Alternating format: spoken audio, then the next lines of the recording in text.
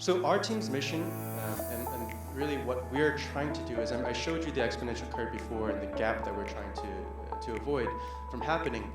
What we try to do and we remind ourselves and do every day is we empower our internal business partners to think and not only just think but act exponentially by providing them with the resources necessary to experiment with those making the future.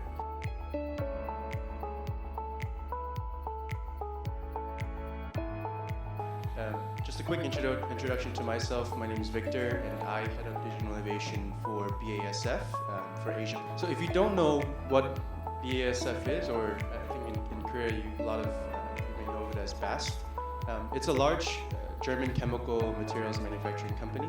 So we are the largest producer of chemicals and materials globally. How many of you believe that digital transformation is essential to your company's success in the future? So obviously not as many hands here, but if you were to ask this, for example, in my boardroom with the executives at my company, many of them now today raise their hand. They understand that digital transformation for a chemical company is essential to the success of the company in the future. You may be familiar with Moore's law, which is really what this kind of exponential curve is based off of. So Moore's law meaning the cost and also the power of computing doubling over time and the cost of computing halving over time exponentially, right?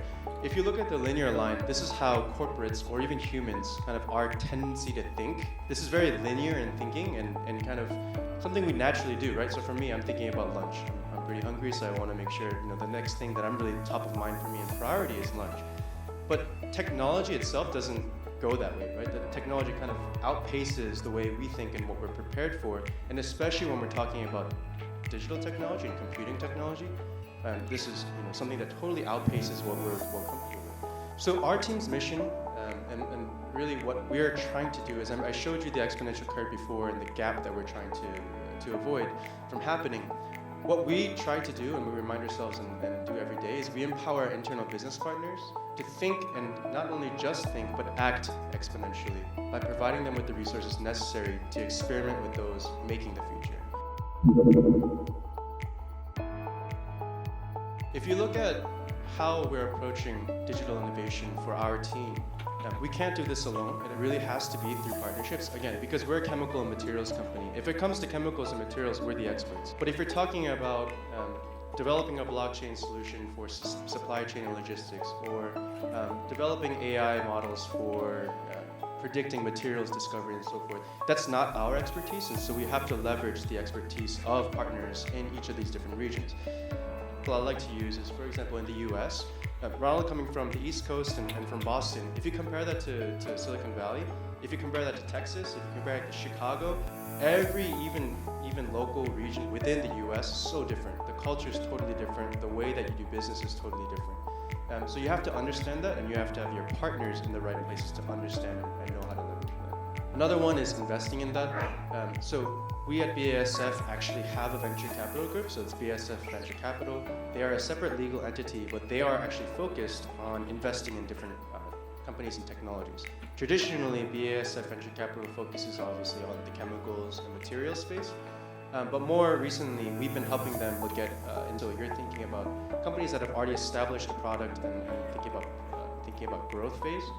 What we wanted to do is get earlier in the cycle of investment and focus on seed, because there's a lot more opportunity there, especially within tech, to get early within a company and obviously have huge financial return on that, along with the strategic benefits of establishing that relationship early on.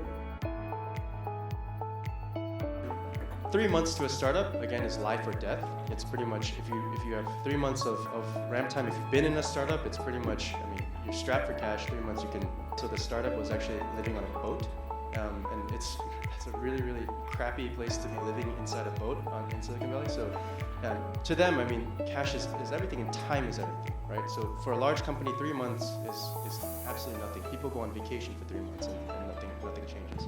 So you need to change, not just tweaking the way that your process works, but totally changing it, right? You have to totally abandon what your tradition and what your current culture is. You have to have teams that are not afraid to totally break that. it's really, really pragmatic and practical, but it's often missed in a lot of innovation teams that I've met in the industry. You need to have risk capital. So this means each team that's an innovation team should have their own budget. If you don't have your own budget, then get one, because otherwise you're going to be stuck doing months or weeks of trying to get approval for different projects. If you yourself don't have a budget to be able to do these projects and do them quickly, then you're not really set up the correct road. You need to probably go back to the first goal.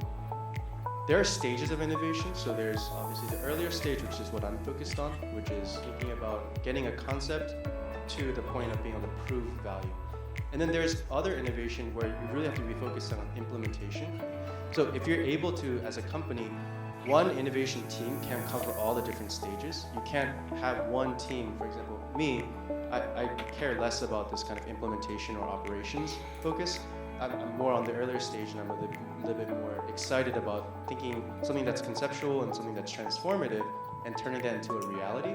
That's what I'm excited about. Don't put me in an operations role that doesn't make me excited. Right? So have different teams that are focused on different stages of innovation. If you don't, then you're going to have a really, really, I think, mixed team that might try to do everything and really not do anything well at it. Okay, thank you so much, Victor.